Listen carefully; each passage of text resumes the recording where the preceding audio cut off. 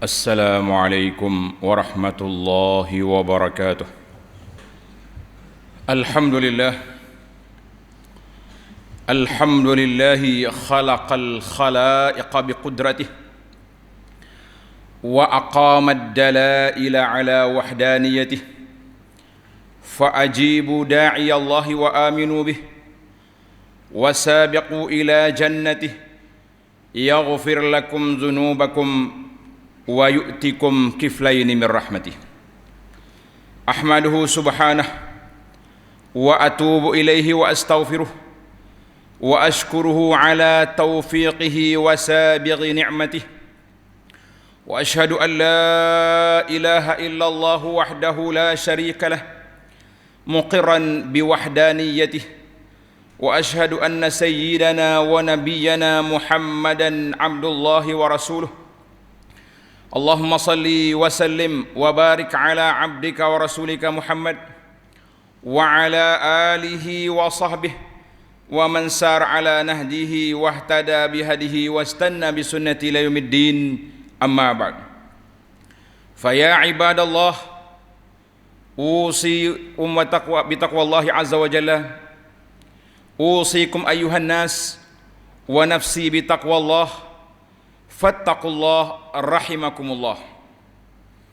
Wahai hamba-hamba Allah yang beriman, sama-samalah kita berwasiat, kita berpesan kepada diri kita masing-masing supaya bertakwa kepada Allah Azza wa Jalla.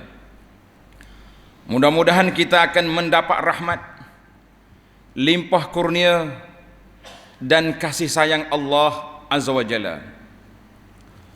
Para jemaah sekalian, fad dunya daru mamar. Dunia ini adalah tempat laluan. Destinasi kita akhirat.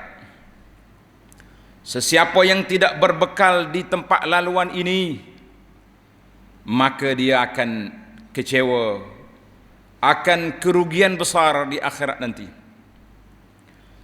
Berapa ramai orang-orang yang terdahulu dari kita telah berangkat pergi, dan kita juga akan berangkat mengiringi mereka. Mereka telah meninggalkan keluarga-keluarga, kampung halaman dan harta benda. Kita juga sama akan mengikuti jejak yang sama. Setiap orang menyediakan bekalan untuk diambilnya di negeri akhirat. Setiap orang melakukan perbuatan dan perkataan yang mereka akan ditanya di hadapan Allah Azza wa Jalla. Faman zuhziha 'anil nari wa udkhilal jannata faqad faz. Siapa yang selamat daripada neraka, dia dibawa ke syurga, faqad faz, itulah manusia yang bahagia. Maka para jemaah sekalian, hari ini kita berada di musim, di bulan Rabiul Awal, 13 Rabiul Awal 1442 bersamaan dengan 30 Oktober 2020, di mana semua orang bercakap tentang cinta Nabi, tentang sirah Nabi. Ada yang mengambil peluang ini untuk mendekatkan, mengingati balik sejarah perjuangan Rasulullah sallallahu alaihi wasallam. Ada orang yang mengambil jalan dengan berlagu dan beberapa acara, macam-macam keadaan yang berlaku pada hari ini. Namun apa yang menyedihkan kita, di saat umat Islam di seluruh dunia mengingati Rasul Rabbil Alamin, rahmatul muhdah, Rasul yang membawa rahmat, ajarannya penuh dengan rahmat dan kasih sayang, tiba-tiba ada makhluk datang dunia ini yang lukis, menggambarkan Rasulullah sallallahu alaihi wasallam dengan suatu penghinaan. Giliran kali ini berpusing ke negara Perancis ataupun Fransa. Sejarah hitam Perancis, penginayaan mereka terhadap umat Islam sudah banyak. Tetapi kenapa dipilih saat orang sedang berbincang tentang Rasulullah sallallahu alaihi wasallam dengan penuh kasih sayang, tiba-tiba mari makhluk Allah Ta'ala ini lawan arus. Seolah-olah Nabi kita sallallahu alaihi wasallam seorang yang tidak yang tidak baik dengan gambaran yang cukup buruk.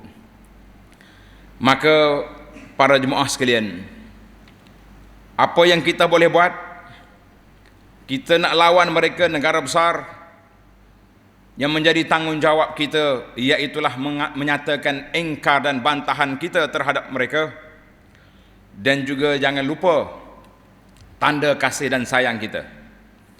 Mestilah kita mengajar kepada anak-anak kita ilmu tentang sirah Nabi sallallahu alaihi wasallam, memperkenalkan siapa Rasulullah sallallahu alaihi wasallam, a'zamu insan arafathul basyariyah, manusia insan agung yang dikenali oleh manusia.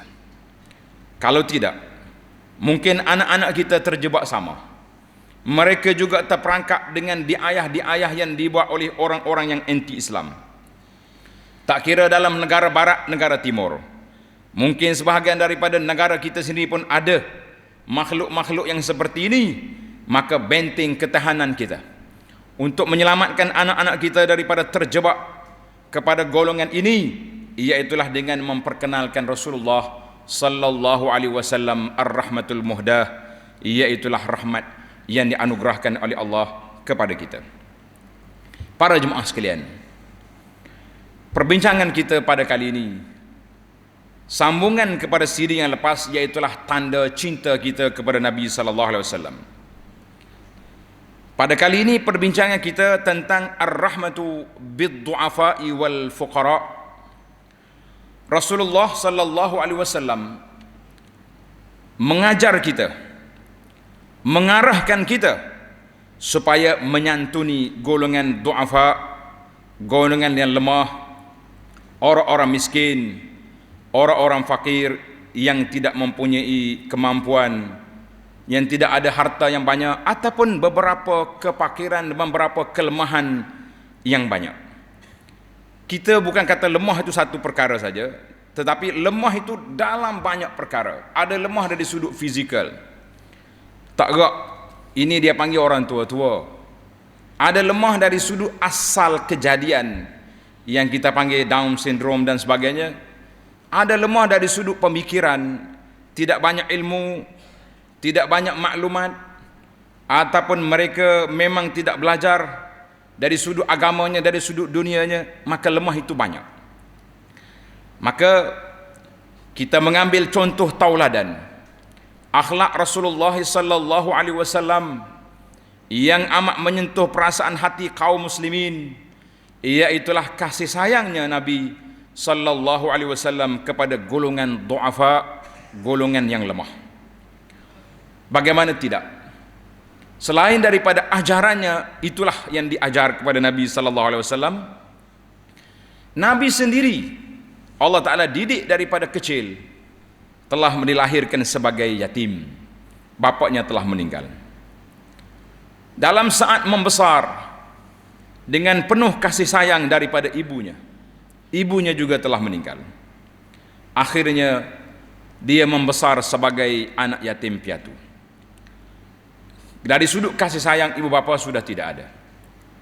Walaupun dia disayangi oleh datuknya Abdul Muttalib, dan diikuti oleh bapa saudaranya Abu Talib, dan orang-orang Mekah menyayangi dia sehingga diberi gelaran Al-Amin. Tetapi pengalaman yang dilalui, hidup tanpa ibu bapa, adalah juga satu pengalaman bagaimana dia boleh menjiwai ajarannya melalui pelajaran yang dia telah terima daripada seawal kecilnya, daripada dilahirkan di saat dia membesar.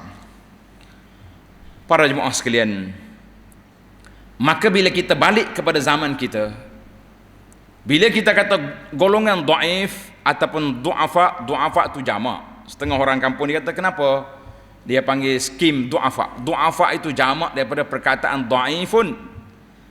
Mana dhaif? Orang-orang yang dhaif. Terjemahannya begitu. Biasanya golongan ini terdiri daripada mereka yang tidak memiliki harta benda, seperti orang fakir miskin, ataupun tiada bapa, maka dinamakan anak yatim.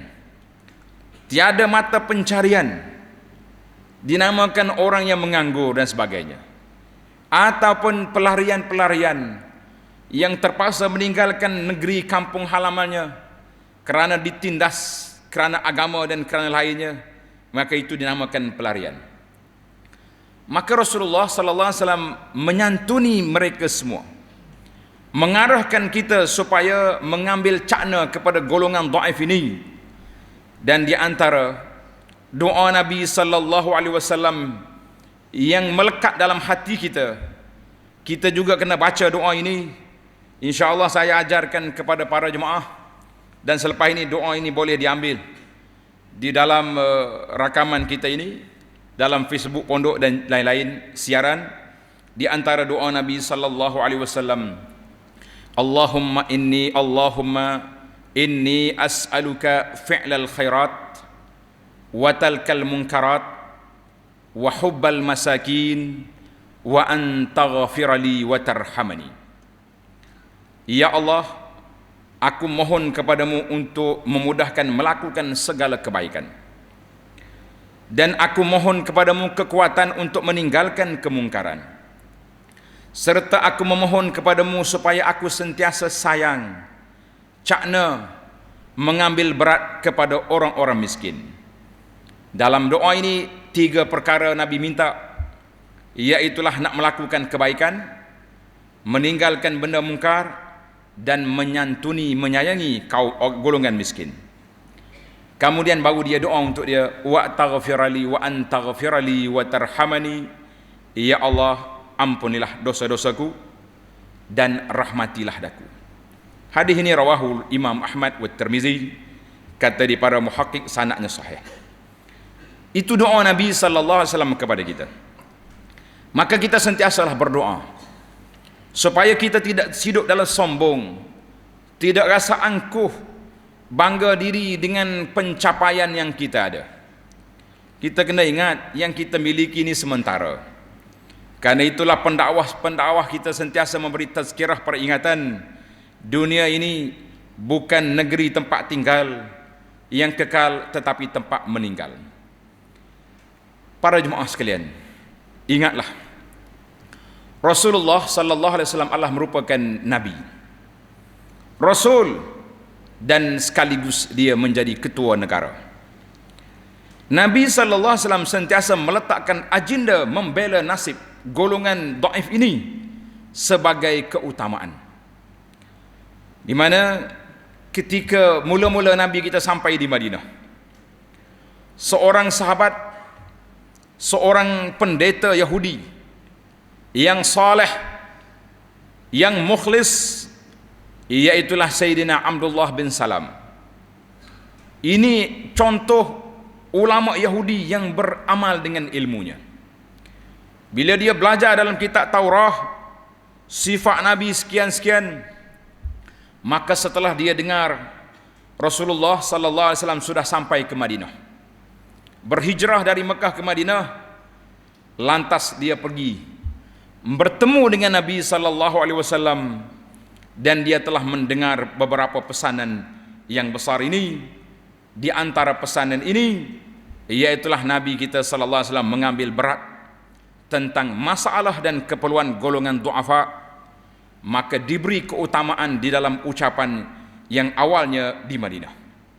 Kata di Abdullah bin Salam radhiyallahu anhu, aku dengar Rasulullah sallallahu alaihi wasallam bersabda, ya ayuhan nas, afshus salam wa at'imut ta'am wasilul arham wasallu bil laili wan nasu niyam tadkhulul jannata bisalam.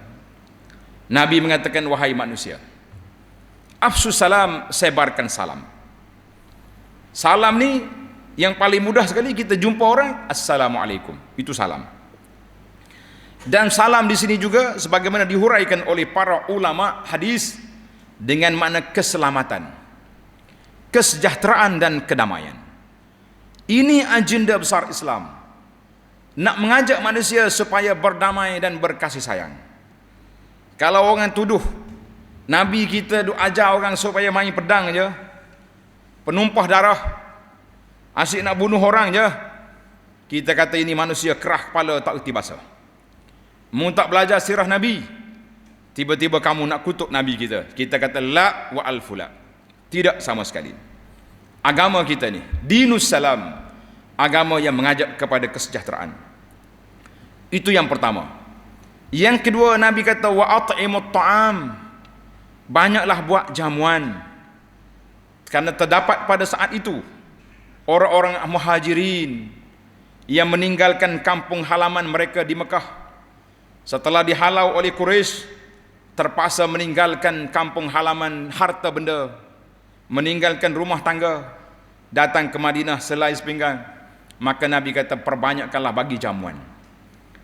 Kata di para ulama ijtimai, ulama kemasyarakatan, menunjukkan caknanya Nabi sallallahu alaihi wasallam dalam masalah makan minum. Karena manusia ni tak boleh nak kerja, nak beribadat pun tak mampu kita bila tidak ada makanan. Maka diberi keutamaan dalam ucapan utama ini, iaitulah supaya menyediakan makanan. Alhamdulillah, hadis ini zaman kita ini pun sama. Kita kena tunjukkan bahawa makanan itu adalah merupakan suatu perkara yang menjadi asas dalam kehidupan manusia. Maka kita kena lihat. Kemudian yang ketiga, Nabi kata wasilul arham, hubungilah silaturrahim, kaum keluarga kamu yang terdekat. Sebab apabila sudah menjadi perbalahan, berbeza ideologi, berbeza agama, berbeza pegangan, maka tentulah putus di sana hubungan. Kita di sini pun sama. Bila berbeza sikit kita punya cara pemikiran, berbeza warna, putus. Maka jangan lupa kita kembali kepada khutbah yang pertama Nabi, khutbah yang terawal Nabi di Madinah, yang didengari oleh Ibnu Salam. Nabi kata wasilul arham, hubungi silaturrahim. Yang keempat, barulah dia beri motivasi, peringatan di antara kita dengan Allah Azza wa Jalla. Wasallu bil laili wan nasu niyam, dan salatlah kamu pada waktu malam di saat orang lain sedang tidur. Empat perkara yang simple, empat perkara yang mudah disebut, tetapi pulangannya besar. Kata Nabi sallallahu alaihi wasallam, siapa yang dapat melakukan empat perkara ini, dan insya Allah saya yakin kita semua mampu untuk melakukannya. Apa kepulangan? Apa janji yang telah ditawarkan oleh Nabi sallallahu alaihi wasallam? Nabi mengatakan tadkhulul jannata bisalam, kamu akan masuk syurga dengan selamat. Allahu akbar. Hadis rawahu Ibnu Majah wa ghairuhu. Para jemaah sekalian, sedarlah sangat besar pahala bagi orang yang menjaga kebajikan golongan yang lemah, golongan yang miskin. Nilai pahalanya seperti orang yang berjihad fi sabilillah.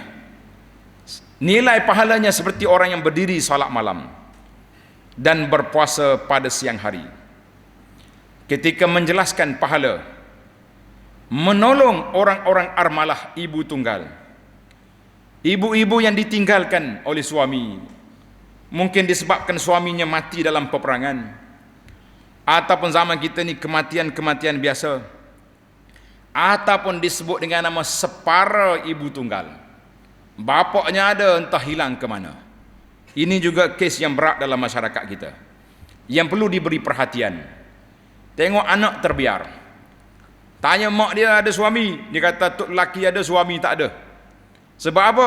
Hilang lama entah ke mana, tak balik-balik, nafkah pun tak beri. Subhanallah, itu beberapa kecuaian tanggungjawab. Maka orang-orang begini kita kena beri perhatian, sebagaimana sabda Nabi sallallahu alaihi wasallam dalam hadis yang dikeluarkan oleh Imam Al-Bukhari.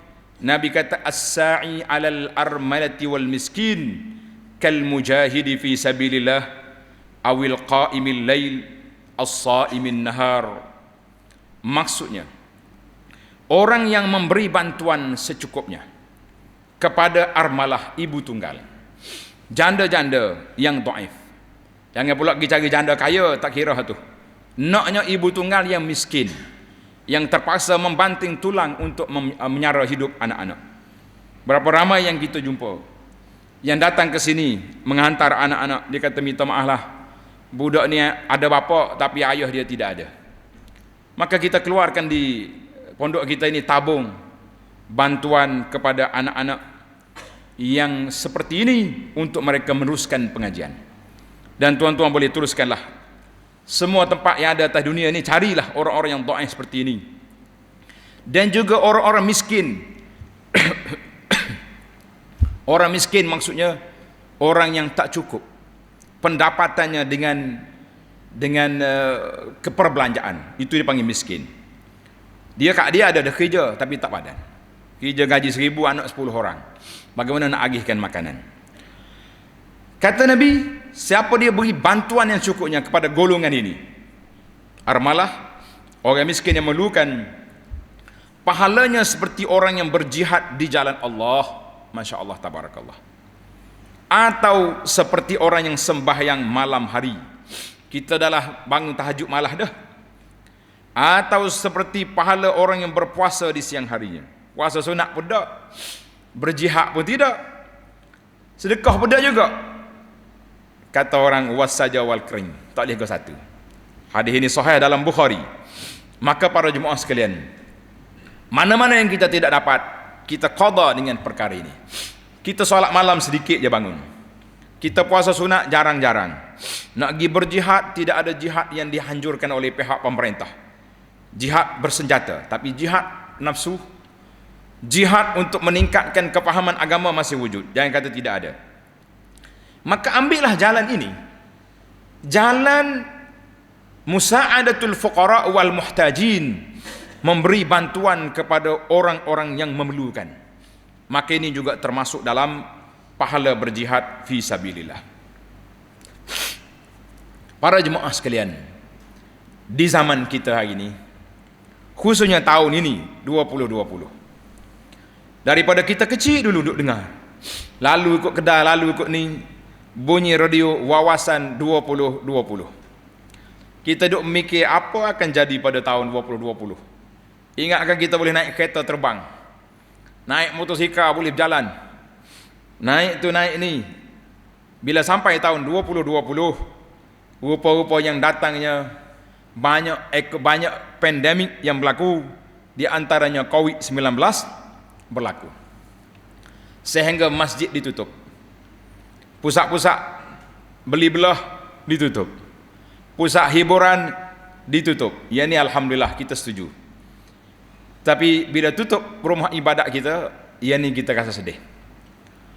Kemudian bencana itu belum tamat, mari pula bencana perebutan kuasa dalam negara.